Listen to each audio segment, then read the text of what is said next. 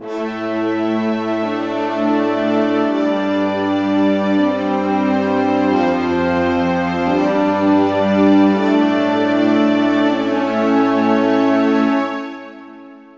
amigos. Bem-vindos à aula 169 do nosso curso de Filosofia. Hoje nós vamos examinar a vida e a obra de um filósofo brasileiro que permaneceu esquecido por décadas e, na verdade, ainda é pouco estudado. Na verdade, a sua principal obra monumental sobre a questão da tecnologia só veio à luz 18 anos depois da sua morte. Álvaro Vieira Pinto. É um filósofo do Rio de Janeiro. Ele nasceu em Campos, no dia do meu aniversário, 70 anos antes. Nasceu em 11 de novembro de 1909, eu sou de 11 de novembro de 79. E ele morreu em 1987, em 11 de junho de 87. E ele deixou, quando morreu, manuscritos que jamais haviam sido publicados, manuscritos na ordem de milhares e milhares e milhares de páginas, vários livros, muito especialmente sobre a questão da ciência, da técnica, da tecnologia e da situação do Brasil. E Álvaro Vieira Pinto foi médico, matemático, físico, filósofo. Ele transitou do integralismo na sua juventude até o marxismo, né? Depois ele foi um estudioso acadêmico da filosofia de Platão, inclusive estudou Platão, defendeu uma tese sobre Platão na Sorbonne, e ele foi um formulador de uma filosofia que tratava da questão própria do subdesenvolvimento brasileiro. Então, ele viveu uma vida muito rica. Ele foi da cátedra universitária ao exílio. E quando ele retornou do exílio, na década de 70, ele precisou recorrer à tradução clandestina de livros para sobreviver no Rio de Janeiro. Então vamos começar falando da formação desse filósofo muito peculiar, pouco conhecido. Álvaro Vieira Pinto se formou em medicina em 1932. Enquanto fazia medicina, estudava também física, matemática. E, de fato, quando você lê as análises filosóficas de Vieira Pinto, você percebe o rigor matemático na construção dos argumentos dele, você percebe a precisão científica na dissecação dos conceitos, falando aqui, usando o termo médico. Você nota que ele é um cientista, além de filósofo. Nessa época, em 1934, ele ingressa na Ação Integralista Brasileira, um movimento fascista, fundado por Plínio Salgado. Mas logo depois ele se afasta do fascismo. E isso é importante, né, porque o fascismo é um movimento político que pensa a questão da realidade nacional. E essa era uma questão, talvez tenha sido a grande questão da vida intelectual de Álvaro Vieira Pinto. E sim, o integralismo foi um erro de percurso que ele corrigiu rapidamente. Mas a questão nacional permanece central para ele. Ainda na década de 30, Vieira Pinto foi convidado por Alceu Amoroso Lima a lecionar lógica, né, na Universidade do Distrito Federal. E o que foi a Universidade do Distrito Federal, que era o Rio de Janeiro na época? Foi aquela universidade de vida muito curta, que foi fundada por Anísio Teixeira, em 1975, e foi dissolvida em 1979. Então, nesse período, o Álvaro Vieira Pinto foi professor de lógica matemática da universidade. E depois ele foi para a Faculdade Nacional de Filosofia, ele foi ensinar lógica. E aqui é interessante esse percurso da medicina para a matemática, para a física, para a lógica, da lógica foi para a filosofia. E em cada passo, Álvaro Vieira Pinto ia acumulando ferramentas intelectuais que seriam importantes na sua obra mais madura, né? Então, na década de 40, ele vai para a França, vai estudar na Sorbonne, vai fazer um doutorado na Sorbonne, né? E ele defende uma tese sobre a cosmologia de Platão. E isso é muito interessante também, porque imagina o contraste, um brasileiro vindo de um país que mal tinha universidades consolidadas, defendendo uma tese sobre filosofia grega no coração da academia europeia, no coração da filosofia europeia.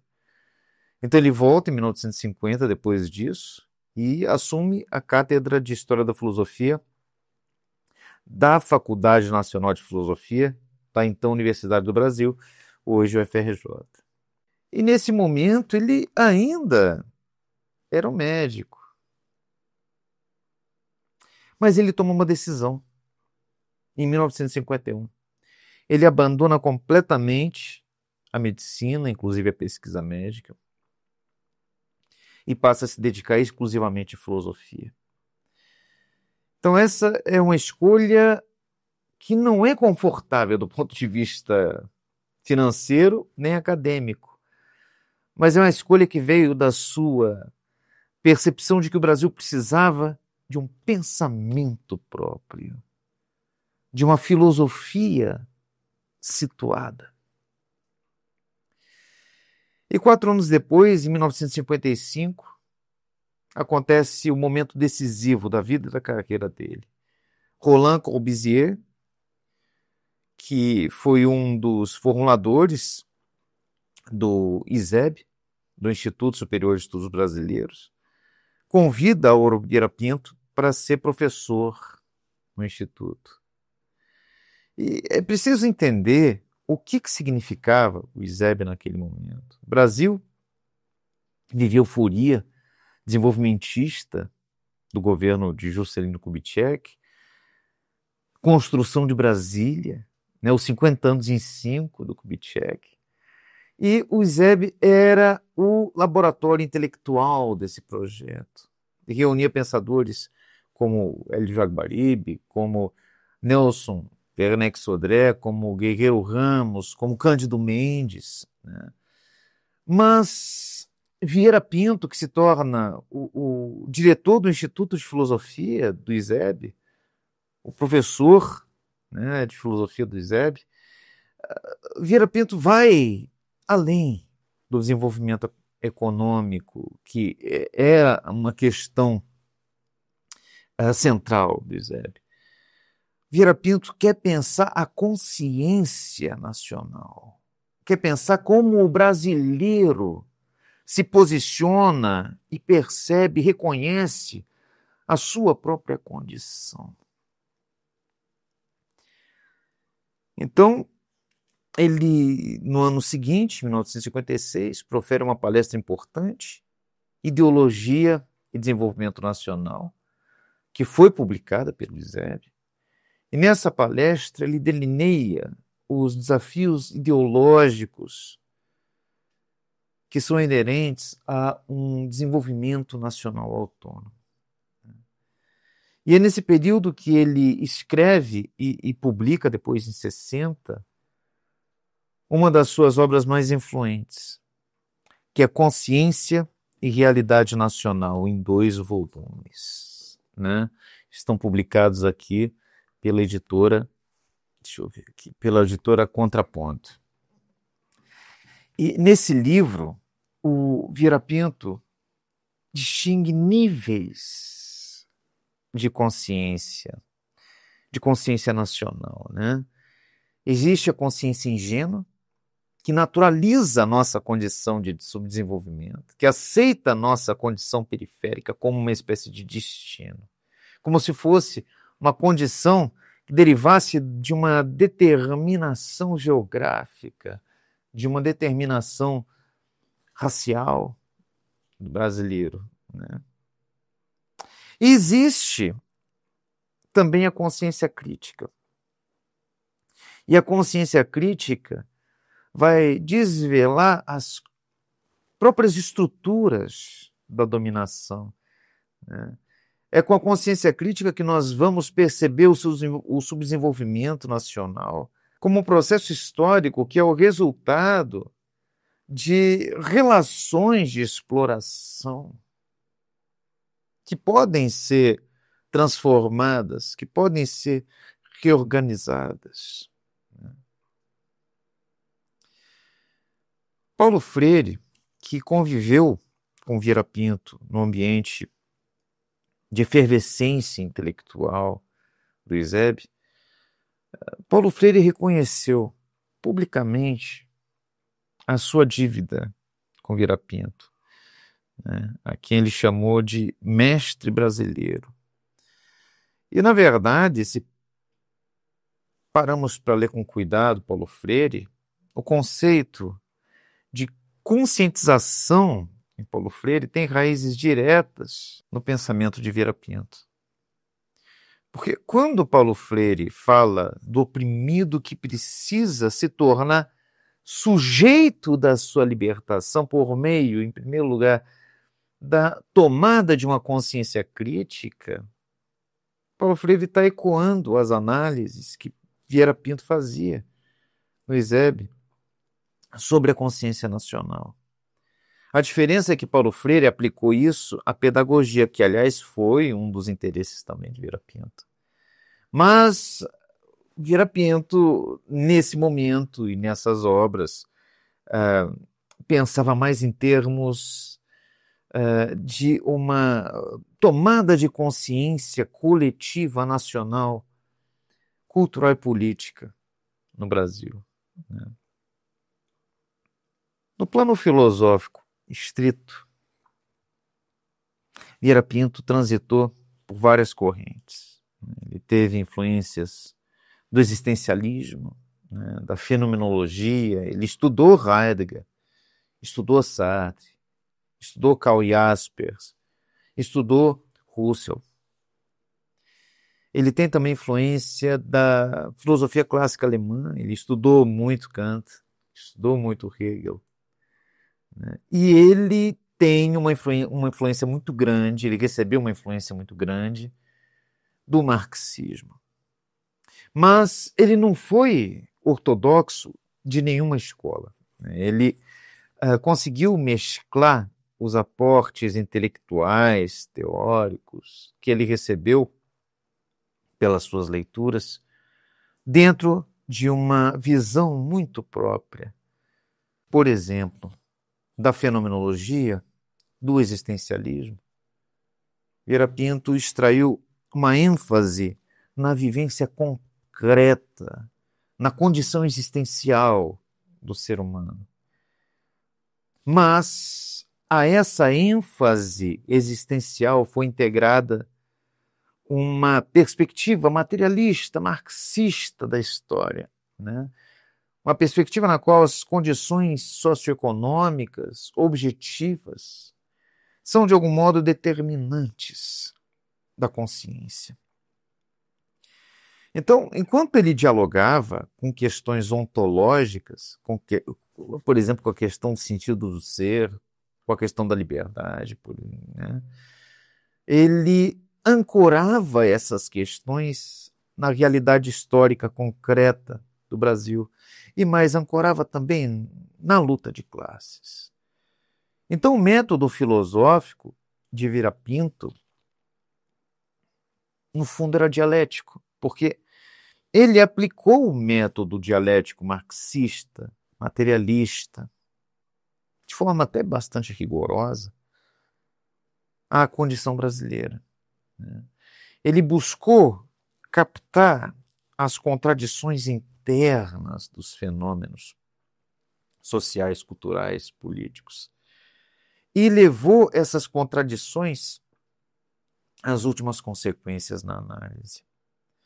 Mas a dialética em Vieira Pinto não era só um esquema teórico, era também informada pela hermenêutica filosófica, pela economia, pela sociologia, pelos estudos de cultura, pela política. Isso significa que, no fundo, ele praticava uma filosofia interdisciplinar e, embora fosse calcada na materialidade, era uma filosofia totalizante.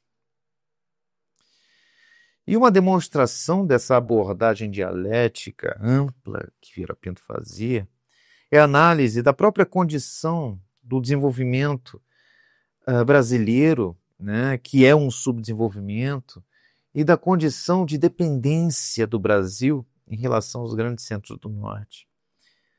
Vieira Pinto foi um pioneiro nesse sentido, né, porque ele foi um dos primeiros a teorizar a situação dos países periféricos, como o Brasil, que é periférico, ainda é periférico, é preciso viver, conhecer, né, o modo como os povos europeus e os povos do norte, de modo geral, enxergam o Brasil para entendermos a nossa condição de periferia. Na Europa, nos Estados Unidos, via de regra, não se considera o Brasil um país ocidental. O Brasil é algo um pouco exótico. Tem um pezinho no Ocidente, mas o Brasil não é propriamente ocidental. Não é completamente ocidental, né? Gilberto Freire apontava isso. Ele estava certo. Enfim, então ele foi um dos primeiros a teorizar essa situação de países periféricos, como o Brasil, não só em termos econômicos, mas também em termos culturais e em termos epistemológicos. Vieira Pinto vai apontar justamente as estratégias de dominação que as grandes potências exercem sobre os povos que são delas dependentes. E nesse sentido, ele foi um crítico muito severo do imperialismo, não só econômico, como também cultural, do colonialismo intelectual. E as obras de Vieira Pinto ressaltam justamente a necessidade de os países da América do Sul, os países latino-americanos, passarem a pensar por si mesmos, passarem a se libertar de teorias importadas que, no fundo, servem a interesses que não são os nossos interesses, né? E essa crítica que ele fazia, que era muito séria, muito radical,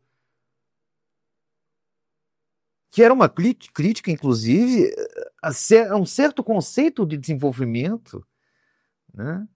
Esse tipo de crítica levou o Vieira Pinto a ser criticado, a ser atacado, até mesmo por seus pares. Por exemplo, Celso Furtado, né, economista, desenvolvimentista, considerava Vieira Pinto dotado de um nacionalismo exacerbado, excessivamente nacionalista. Só que o nacionalismo de Vieira Pinto não era um nacionalismo xenofóbico, não era um nacionalismo fechado. era um nacionalismo que vinha de uma estratégia subversiva de emancipação. Era uma espécie de antídoto necessário contra séculos de dependência nacional. E nesse sentido, Vieira Pinto se alinha, embora com algumas diferenças, se alinha à teoria da dependência latino-americana. Há muitos contatos, por exemplo, entre o diagnóstico de Vieira Pinto em relação ao subdesenvolvimento brasileiro e as teses de Fernando Henrique Cardoso, do sociólogo Fernando Henrique Cardoso, não do Fernando Henrique Cardoso II, o presidente que pediu que esquecessem o que ele havia escrito nos anos 70, né? Enfim, então Vieira Pinto concebia a questão da dependência de um modo muito crítico.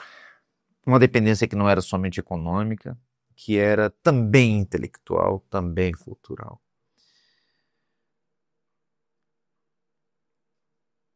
Mas Vieira Pinto não fica só na análise filosófica teórica, né? Em 62, por exemplo, ele publica um pequeno livro nos Cadernos do Povo Brasileiro. E esse pequeno livro é chamado Por que os ricos não fazem greve? E o título é provocativo e o conteúdo é mais ainda. E ele diz, com toda clareza, que os ricos não fazem greve. Por quê? Porque os ricos não trabalham. Porque os ricos se apropriam do trabalho alheio, né? Então a greve é um instrumento de quem vende a sua força de trabalho, não de quem vive da exploração do trabalho dos outros. E esse livreto, né, Por que os ricos não fazem greve, tinha exemplos do cotidiano brasileiro. E na época circulou amplamente entre trabalhadores, estudantes, sindicalistas e contribuiu para a tomada de consciência de classe. Essa era uma filosofia aplicada. Era um pensamento que buscava transformar a realidade. Não só contemplar a realidade, mas transformar a realidade também. E lá estava Vieira Pinto no ISEB. E de repente vem 31 de março de 1964. O golpe militar fecha violentamente o ISEB. Eles invadiram a sede do ISEB, queimaram livros, destruíram arquivos.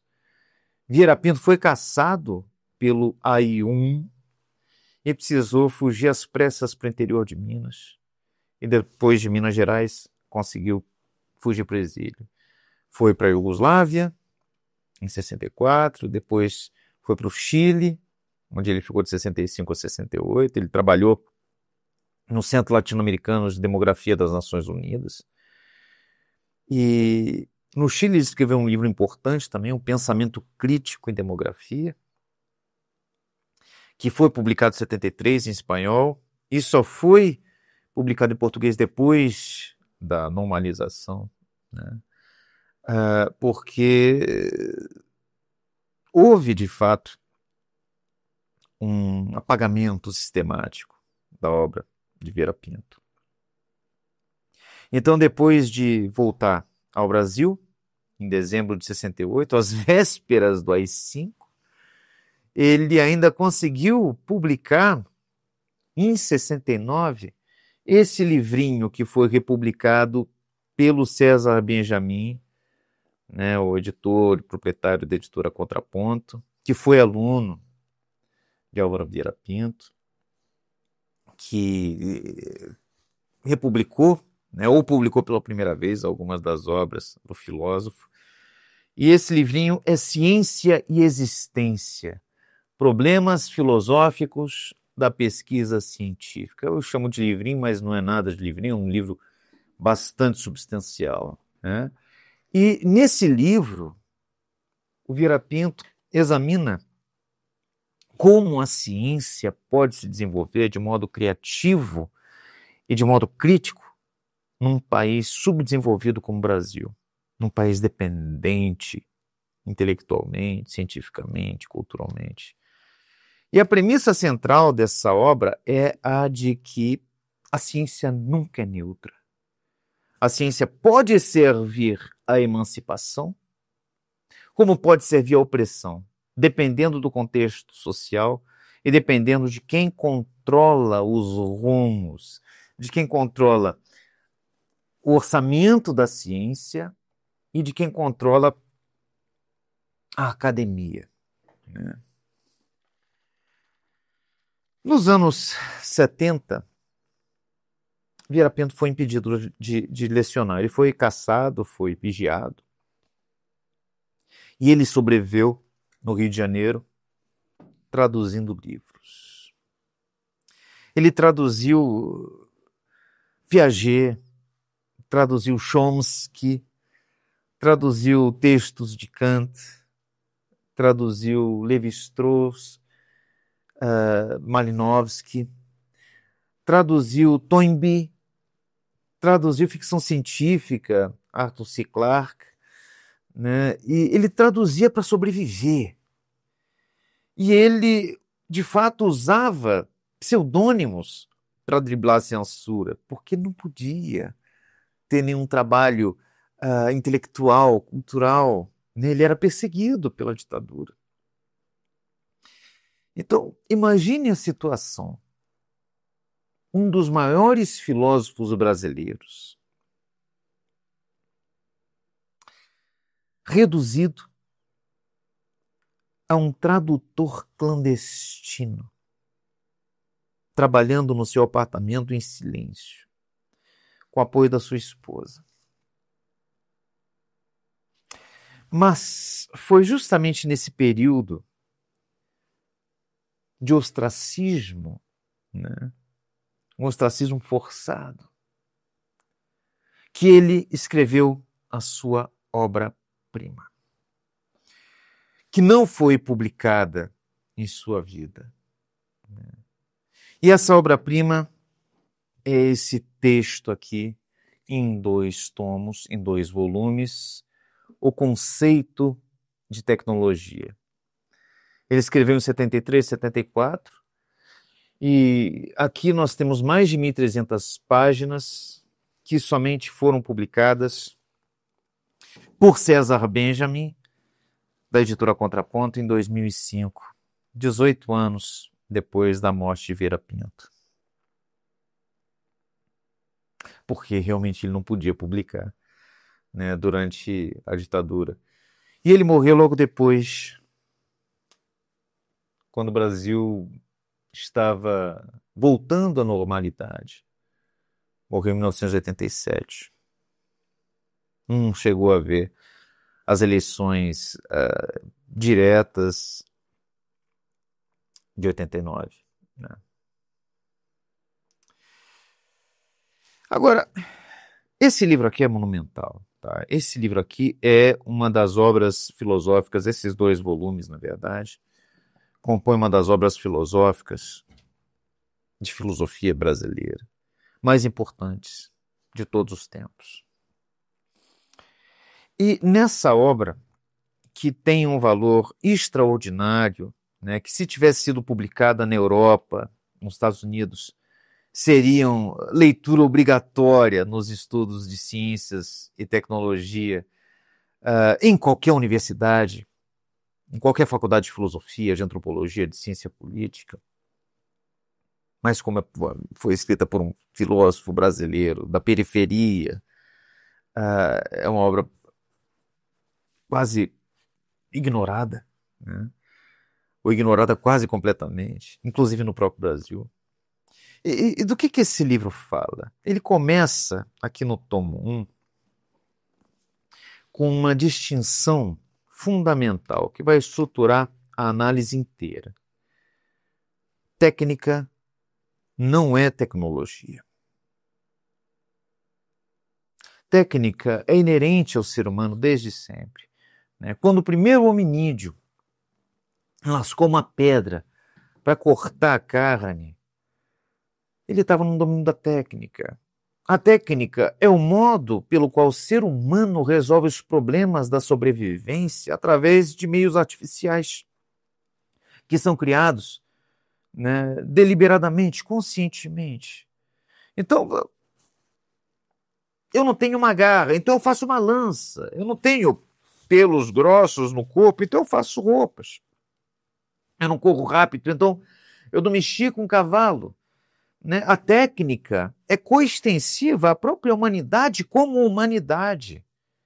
A técnica é o que nos define como espécie animal. Nós somos animais técnicos. Né? Então esse é o ponto de partida. Mas a tecnologia é algo diferente. A tecnologia é um fenômeno situado historicamente. Né? Vieira Pinto nos diz que a tecnologia é a ciência da técnica. E a tecnologia surge quando o desenvolvimento científico permite uma reflexão sistemática sobre os processos técnicos. Então, para ele, a tecnologia aparece de modo claro na Revolução Industrial e Científica do século XVIII. Aparece, do século XVII para o século XVIII, aparece quando a física de Newton, a química de Lavoisier, quando a matemática diferencial começam a orientar conscientemente a produção de artefatos. Então, para Vieira Pinto, não existia tecnologia na Idade Média, havia uma técnica refinada. Né? Então, por exemplo, uma catedral gótica é uma maravilha técnica, mas a construção de uma catedral gótica não derivava de cálculos estruturais precisos, baseados na resistência dos materiais. A construção de uma catedral gótica derivava de um saber empírico acumulado, passado de geração para geração por mestres construtores, né, transmitidos nas guildas, nas corporações de ofício, de geração em geração. Essa distinção conceitual rigorosa permite ao Vieira Pinto atacar duas posições que ele considera equivocadas, que ele considera ideológicas: a tecnofobia e a tecnofilia. Os tecnófobos, né, como, por exemplo, Heidegger, né, os tecnófobos veem a tecnologia como uma espécie de força autônoma metafísica que escraviza o homem. Por exemplo, Heidegger, na questão da técnica, fala da tecnologia moderna, da técnica, né? Enfim, daquilo que o Vieira Pinto chama de tecnologia, como uma espécie de Gestell, como uma espécie de armação que enquadra o mundo, que nos afasta do ser autêntico. Né? Por exemplo, Jacques Ellul, em A Técnica e o Desafio do Século, descreve também a técnica como um sistema totalitário, autônomo, que determina todos os aspectos da existência. E Vieira Pinto rejeita esse tipo de fatalismo. Ele diz, literalmente, que por si a tecnologia e a técnica não são nem boas nem más. Ambas são criações humanas. Ambas são destinadas a servir aos interesses humanos, quaisquer que eles sejam. Por exemplo, as bombas atômicas em Hiroshima e Nagasaki foram terríveis para os 200 mil mortos japoneses. E foram úteis, estrategicamente falando, para o comando militar americano. Então, mesmo o conhecimento da fissão nuclear pode gerar um genocídio instantâneo, mas pode também ser útil, né, para fins médicos no hospital. O problema não está na tecnologia em si, está em quem controla a tecnologia. Com que propósito essa tecnologia é controlada? Sob quais relações sociais, sob quais disposições de forças sociais e econômicas? Mas Vieira Pinto, ao mesmo tempo em que critica a tecnofobia, vai também fazer uma crítica ainda mais ácida àquilo que ele chama de tecnofilia. Então, o que seria a tecnofilia? A celebração, a crítica da tecnologia. E para ele isso não é ingenuidade infantil.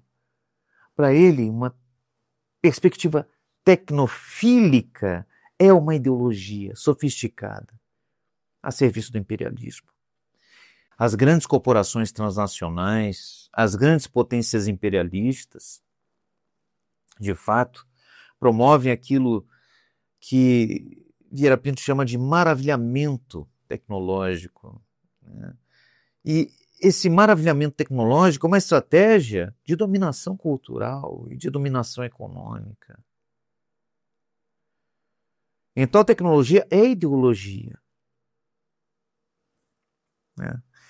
Por exemplo, quando você fica deslumbrado com o último modelo de iPhone, com o último modelo de automóvel elétrico, né, e você quer comprar, quando você aceita como evidente, por si só, algo autoevidente mesmo, que o progresso humano é promovido pelo progresso tecnológico e que o progresso tecnológico equivale a um progresso da humanidade. Então você está sendo capturado por uma ideologia que foi meticulosamente construída para te controlar, para te dominar. E é nesse sentido que Vieira Pinto analisa o mecanismo do maravilhamento tecnológico, né? O homem primitivo se maravilhava com trovão, por exemplo, com eclipses, com forças naturais incompreensíveis. E o homem moderno continua buscando algo para se maravilhar, mas transfere esse maravilhamento para objetos tecnológicos. Computador, o avião, o smartphone, são objetos fetichizados, né? São propriamente fetiches, feitiços, que são investidos de uma aura sagrada. E esses objetos são colocados acima da crítica racional. E as nações tecnologicamente avançadas, né, os Estados Unidos, a França, a Alemanha, o Japão, exploram sistematicamente esse maravilhamento irracional das pessoas para justificar e para perpetuar a sua dominação sobre os povos periféricos. E o discurso é sempre o mesmo. Nós temos a tecnologia de ponta, vocês não têm. E por isso nós somos superiores, vocês devem nos obedecer, devem nos imitar, devem comprar os nossos produtos, devem aceitar a nossa tutela benevolente sobre vocês. E o mais perverso nesse mecanismo examinado pelo Vieira Pinto é que as próprias elites dos países dependentes acreditam nisso. A gente vê notícias na televisão, governantes, empresários, intelectuais, todos eles colonizados, acabam se tornando propagadores entusiastas desse mito, da tecnologia importada. Vieira Pinto mostra como isso vai criando um ciclo vicioso. Nós importamos uma tecnologia cara que logo fica obsoleta. E aí precisamos importar novamente e vamos criando uma dependência perpétua de importações, muitas vezes importações maquiadas na Zona Franca de Manaus, né? Hoje em dia, não existia na época dele, hoje em dia existe. E isso vai drenando as nossas divisas, vai criando endividamento para as pessoas e para o país. E as elites vão ganhando comissões, vão ganhando viagens, vão ganhando prestígio por intermediar essas importações. E o povo acaba pagando a conta sem nunca desenvolver uma capacidade tecnológica própria. Isso ainda acontece no Brasil. Aliás, o Vieira Pinto não pôde ver isso, porque ele não acompanhou esse processo até 2025. Na década de 70, na década de 80, o Brasil estava numa situação muito parecida com aquela da Coreia do Sul, né? Um país relativamente pobre, com pouca tecnologia, dependente, enfim, dos poderes imperialistas, mas a Coreia do Sul realizou uma política nacional de incentivo à formação, incentivo, inclusive a formação docente, a formação de professores, e uma política de formulação de tecnologia, de criação de tecnologia, né? Não só de importação, mas de exportação de tecnologia também. E o resultado é que 40 anos depois, 50 anos depois, 40 anos depois, a Coreia do Sul é um país tecnologicamente muito avançado, é um país muito rico, um país que exporta alta tecnologia, e nós continuamos importando tecnologia, né? Então, o Vieira Pinto suspeita, ele desconfia de todas as teorias que vêm de dentro do sistema para fortalecer justamente esse enquadramento, né, que submete os países periféricos a uma posição subordinada. Então, por exemplo, Galbraith escreve um livro em 1967 que é o Novo Estado Industrial. Nesse livro ele dizia que a nova forma de estrutura do capitalismo era uma forma que tirava o poder do capitalista proprietário, distribuía esse poder numa estrutura técnico-administrativa coletiva, impessoal, né? Como se houvesse uma substituição do capitalista bilionário poderoso por uma multidão de pessoas, né? Mas o Vieira Pinto faz uma crítica direta a esse tipo de tese. Ele diz que isso, no fundo, é uma cortina de fumaça, do ponto de vista ideológico, é um disfarce. Porque dizer que quem manda agora é a tecnoestrutura neutra e não mais o capitalista seria uma forma sofisticada de ocultar a permanência da exploração de classe. Então, por trás dessa aparente racionalidade técnica da corporação moderna, que não teria mais a figura do dono da empresa, né? Por trás dessa transformação aparente, continuam os mesmos interesses em ação.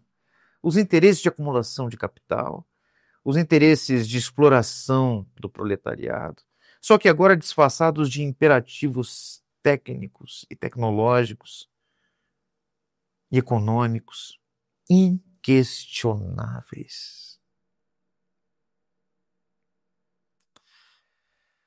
Muito bem, e esse segundo volume aqui, do conceito de tecnologia? Aqui nós temos uma discussão muito contemporânea. Ele antecipou essa discussão em 50 anos, né? Ele enfrenta aqui a questão da cibernética. E a cibernética estava na fronteira do pensamento nos anos 70. Vieira Pinto não rejeita a cibernética. Ele distingue entre a cibernética empírica, mecanicista, e a cibernética como uma compreensão dialética dos processos de retroalimentação de informações. Então ele diz que, nesse segundo sentido, a cibernética dá o próprio modelo para a teoria dialética do conhecimento, né? A teoria dialética do conhecimento é propriamente cibernética, no sentido dialético da palavra cibernética. Mas, com um mecanicismo empírico, que é o que nós vemos na cibernética aplicada, com um mecanismo empírico, para Vieira Pinto, a cibernética é muitíssimo problemática. Por exemplo, quando é aplicada à educação, a cibernética empírica reduz o ensino a uma programação de pessoas, a uma transmissão mecânica de dados, algoritmos de entrada e de saída. Você ensina algo, vai avaliar o que o aluno produz a partir disso e vai verificar como foi o processo mecânico de aprendizagem. Então, o professor vira um emissor, o aluno um receptor passivo, e o conhecimento são os pacotes de informação, né, os pacotes de dados. E Vieira Pinto alerta que isso é um problema, porque se o educador não compreender o papel central da consciência na educação, no processo educacional, o educador vai ficar prisioneiro de um hardware tecnológico, né, que vai cumprir um papel pedagógico. O professor vai ficar prisioneiro das máquinas de ensinar, vai ficar prisioneiro dos recursos audiovisuais, vai ficar prisioneiro, enfim, das televisões que são cada vez mais presentes nas salas de aula do ensino público brasileiro. E a educação autêntica não é isso. A educação autêntica é um encontro de consciências. E nesse encontro, as duas consciências se transformam mutuamente, né? Então não existe uma transferência unidirecional de dados aqui. Ou a educação é uma educação, de certo modo, mútua, ou então ela é outra coisa. Ela é uma tecnologia educacional que não serve a propósitos propriamente neutros, sempre é ideológica. E de uma ideologia que não vai interessar aos oprimidos. E aqui nós podemos perceber claramente a influência das teses de Vieira Pinto na formulação da pedagogia do oprimido de Paulo Freire. Enfim. Essa perspectiva situada de Vieira Pinto, essa perspectiva de pensar a partir da periferia, né? Da periferia do capitalismo, da periferia do império, da periferia do Ocidente. Essa perspectiva que eu acho que torna o pensamento de Vieira Pinto tão importante, tão poderoso, tão necessário, né? Porque como é que um país dependente como o Brasil deve se relacionar com a tecnologia? E o Brasil continua na situação de dependência, tanto quanto estava em 1974, 75, quando Vieira Pinto estava escrevendo essas obras, né? Então, como é que nós devemos nos relacionar com a tecnologia? Hoje, 2025, hoje, 23 de novembro de 2025. E a resposta de Vieira Pinto é dialética. Nós não devemos rejeitar romanticamente a tecnologia moderna, voltar a um passado pré-industrial, romantizado, idealizado. Não. Mas também não devemos aceitar passivamente a tecnologia importada como se fosse uma panaceia, um remédio para todos os males. Nós precisamos desenvolver uma capacidade tecnológica própria, uma capacidade tecnológica adequada às necessidades concretas, locais que nós temos, sob um controle social que seja democrático, que seja brasileiro. Então, Vieira Pinto tem uma tese que é bastante radical nesse sentido. Ele diz que a tecnologia só liberta o homem se o ser humano primeiro se libertar das servidões sociais. Porque se a ele for imposta uma tecnologia dentro de uma situação de servidão, essa tecnologia vai amplificar essa servidão. Não adianta dar uma tecnologia de ponta para as pessoas se essa tecnologia serve à exploração, intensifica a exploração. Então, no capitalismo dependente brasileiro, a tecnologia acaba não libertando o trabalhador em relação ao trabalho penoso, né? Na verdade, faz outra coisa, gera desemprego estrutural, gera precarização do trabalho. Né? A cibernética não liberta o pobre, aprisiona radicalmente o pobre que está numa situação de fragilidade econômica a uma situação que ele não consegue escapar. Né? A produtividade das máquinas, né? E as máquinas são sempre mais produtivas que as pessoas. A produtividade das máquinas acaba se substituindo justamente a produtividade humana e vai concentrando de modo obsceno a riqueza em poucas mãos, enquanto as massas vivem na miséria. Isso é muito claro até mesmo em relação à internet, às redes sociais que parecem democráticas. A comunicação social instantânea, né, que nós temos pelos meios digitais, não democratiza a informação. O que ela faz é criar bolhas algorítmicas, né, que permitem justamente um grau radical de manipulação, ideologização e vigilância. O que absolutamente não é de nosso interesse, não é de interesse da população brasileira. Então, qual é a solução para Álvaro Vieira Pinto? A solução para ele estaria na transformação revolucionária mesmo das relações sociais de produção, antes da tecnologização da sociedade. Né?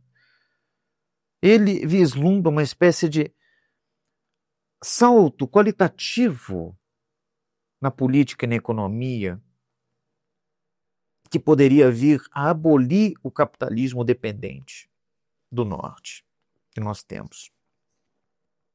Que viria a reorganizar a sociedade em bases cooperativistas, ou seja, em bases, em última análise, socialistas. E só então a tecnologia poderia cumprir um papel humanizador, genuinamente humanizador.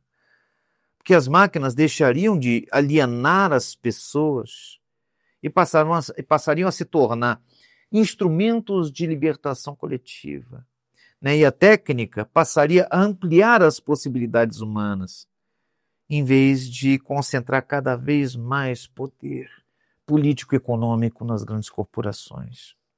Então vocês percebem que Vieira Pinto antecipa em décadas debates que acontecem hoje, que são muito importantes hoje. Quando ele, por exemplo, analisa o controle social da tecnologia, o que ele está fazendo? Ele está antecipando discussões sobre a democratização dos algoritmos. Discussões que, inclusive, estão no Congresso Nacional. Quando ele trata, de modo crítico, da ideologia do maravilhamento tecnológico, o que ele está fazendo? Ele está antevendo o fetichismo digital que surge ali no Vale do Silício, né? E que dali é espalhado para o mundo todo. Quando ele examina a cibernética aplicada ao controle comportamental, o que ele está fazendo? Ele está prefigurando os problemas de manipulação, de controle do comportamento por redes sociais, está antecipando a questão da vigilância estatal personalizada que é feito na rede digital. Então vocês podem perceber que a filosofia de Álvaro Vieira Pinto é mais atual do que nunca. Então, por exemplo, quando um Elon Musk, quando um Mark Zuckerberg apresentam as suas visões de tecnologia né, como um futuro inevitável da humanidade, mas uma tecnologia que vai ser sempre controlada por uma corporação, né, e que vai concentrar o poder na mão de poucos novamente. Então, quando eles apresentam essas visões tecnológicas como inevitáveis, eles estão fazendo exatamente aquilo que Vieira Pinto, na década de 70, denunciava. Eles estão usando o maravilhamento tecnológico para impor para a humanidade inteira projetos corporativos, específicos, ideológicos, como se fosse um destino universal, neutro, que beneficiaria a humanidade inteira, né? Ou então, quando o Fórum Econômico Mundial fala do quarta revolução industrial como um imperativo econômico, industrial, ao qual todas as nações vão precisar inexoravelmente se adaptar. Então, o Fórum Econômico Mundial, nesse momento, oculta que essa revolução industrial, essa quarta revolução industrial, tem beneficiários e tem vítimas muito concretos. Que essa quarta revolução industrial é ideológica também, não tem nada de neutra, não tem nada de inevitável, principalmente. E hoje, quando a inteligência artificial nos promete uma transformação radical da vida humana, quando bilionários tecnológicos concentram poder e riqueza sem precedentes, né? Hoje, quando algoritmos opacos governam os fluxos de informação no mundo inteiro e governam também os fluxos de capital entre os países. Hoje, o pensamento de Vieira Pinto me parece que ganha uma urgência renovada, uma urgência ampliada. Porque surgem as questões necessárias. Quem controla essas tecnologias? Essas tecnologias servem a quais interesses concretos? Elas têm quais consequências sociais? Essa tecnologia está ampliando a liberdade de modo substantivo? Ou, sob a aparência da liberdade, está criando novas, mais sofisticadas servidões? A lição de Álvaro Vieira Pinto é muito clara. Nós precisamos pensar a tecnologia de modo político, sempre. A tecnologia é sempre política. Não existe tecnologia neutra, tecnologia isenta politicamente. Toda a tecnologia está atravessada por relações de poder.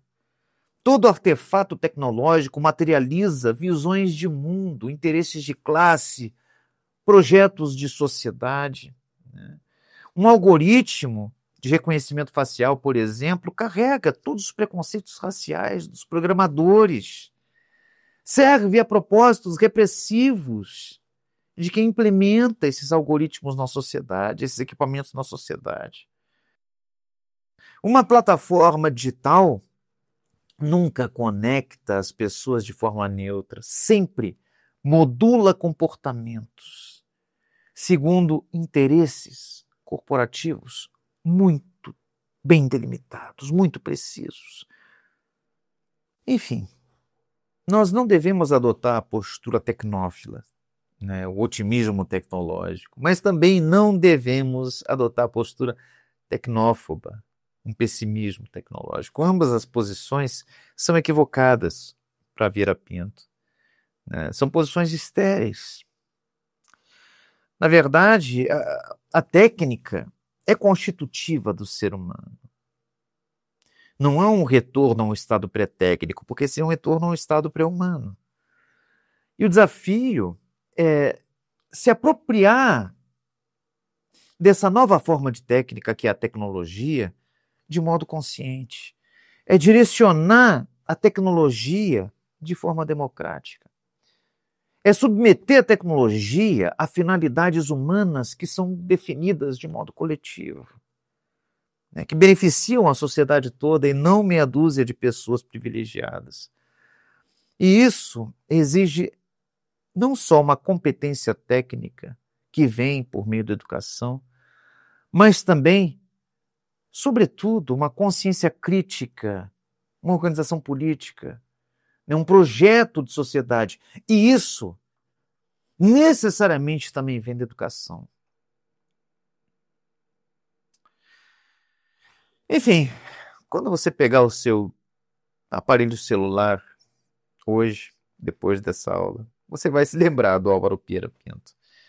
Mas você não vai jogar o aparelho fora. Na verdade, o que eu peço que você faça, uma sugestão aqui, é um questionamento. É você se perguntar: será que essa tecnologia está ampliando a minha autonomia real? Ou está intensificando a minha dependência estrutural? Será que a tecnologia desse celular está genuinamente me conectando a outros seres humanos ou está me isolando em bolhas algorítmicas de confirmação, né? As chamadas bolhas de filtro, né? Será que o celular está me servindo como ser humano, a necessidades humanas que eu tenho, autênticas? Ou será que ele está servindo para fabricar ansiedade? Uma ansiedade artificial que vai ser lucrativa para alguém. E essas são perguntas que Vieira Pinto nos ensinou a formular. E nós precisamos continuar formulando.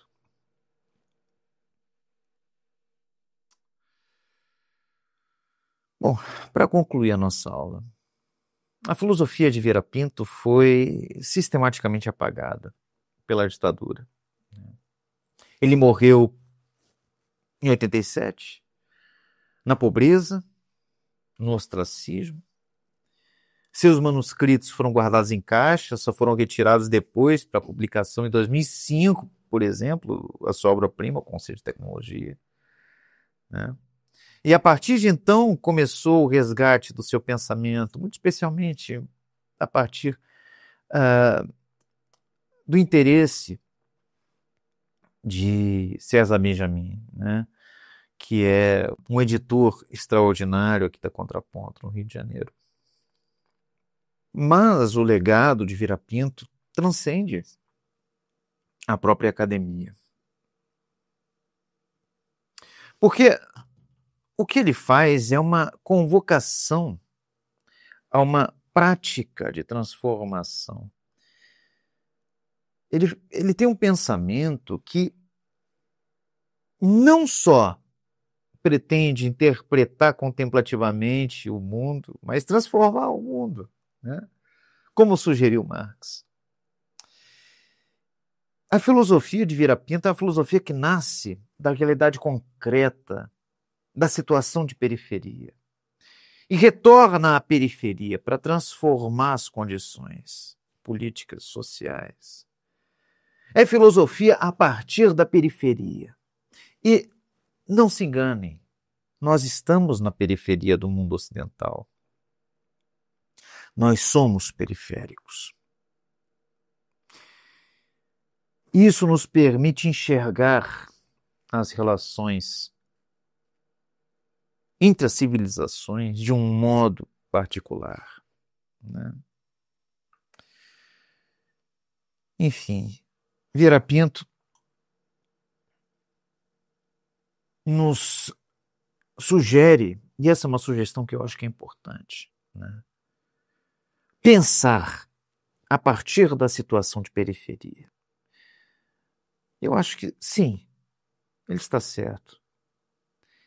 Este deve ser o ponto de partida do pensamento. A compreensão do nosso lugar no jogo das civilizações no mundo. E é esse o grande valor que eu vejo na filosofia de Vieira Pinto. Enfim. Vamos ficar por aqui. Obrigado pela atenção e até a nossa próxima aula, até a aula 170. Um abraço a todos.